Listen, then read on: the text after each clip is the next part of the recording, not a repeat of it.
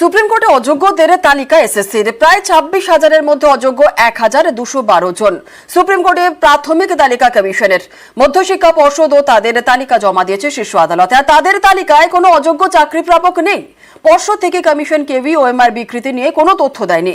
মঙ্গলবার সুপ্রিম কোর্টে এই মামলা চূড়ান্ত পর্বের শুনানি।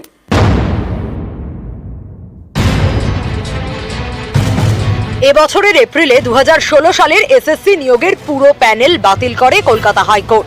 এক ধাক্কায় প্রায় ২৬,০০০ চাকরি বাতিল হয়। চাকরি বাতিলে স্থগিতাদেশ দেয় সুপ্রিম কোর্ট। প্রশ্ন ওঠে, চাকরি প্রাপকদের মধ্যে যোগ্য কারা, কারাই বা অযোগ্য? সেই তালিকা চায় শীর্ষ আদালত। সুপ্রিম কোর্টে অযোগ্যদের তালিকা জমা দিয়েছে স্কুল সার্ভিস কমিশন। তাদের মতে ২০১৬ সালের প্যানেলে চাকরিপ্রাপ্ত ১,২১২ জন অযোগ্য। এই অযোগ্য চাকরি প্রাপকদের নাম এবং রোল নাম্বার সুপ্রিম কোর্টে জমা দিয়েছে কমিশন। তালিকায় ১,২১২ জনের মধ্যে ২২৩ জন শিক্ষক, গ্রুপ সি অর্থাৎ ক্লার্ক পদে ৩৮১ জন, আর গ্রুপ ডি পদে ৬০৮ জন। স্কুল সার্ভিস কমিশনের পাশাপাশি পশ্চিমবঙ্গ মধ্যশিক্ষা পর্ষদও তালিকা জমা দিয়েছে সুপ্রিম কোর্টে। তাদের মতে ২০১৬ সালের প্যানেলের ২৫,৮৪৪ চাকরিতে যোগ্য অযোগ্য নেই। কমিশনের দেওয়া সুপারিশের ভিত্তিতেই নিয়োগপত্র দেয় পর্ষদ। র্যাঙ্ক জাম্প থেকে ওএমআর শিট বিকৃতি।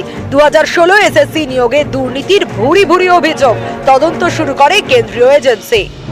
সুপ্রিম কোর্টে সিবিআই জানায় ৮,১৬৩টি ওএমআর শিট বিকৃত হয়েছে। তবে এ নিয়ে সুপ্রিম কোর্টে কোনো তথ্য দেয়নি কমিশন এবং পর্ষদ। মঙ্গলবার সুপ্রিম কোর্টে এই মামলার চূড়ান্ত পর্বের শুনানি।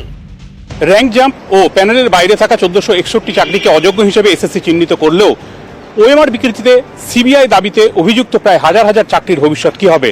এক্ষেত্রে আইনজীবীদের একাংশের যুক্তি, যেদিন নথি ও তথ্য প্রমাণ আকারে এই বিকৃত ওএমআর সত্যতা প্রমাণ পাবে, সেদিনই হাজার হাজার ওএমআর বিকৃতি চাকরির ভবিষ্যৎ নির্ধারিত হয়ে যাবে। ক্যামেরায় অরবিন্দ প্রসাদের সঙ্গে অর্ণব হাজরা, নিউজ ১৮ বাংলা, কলকাতা।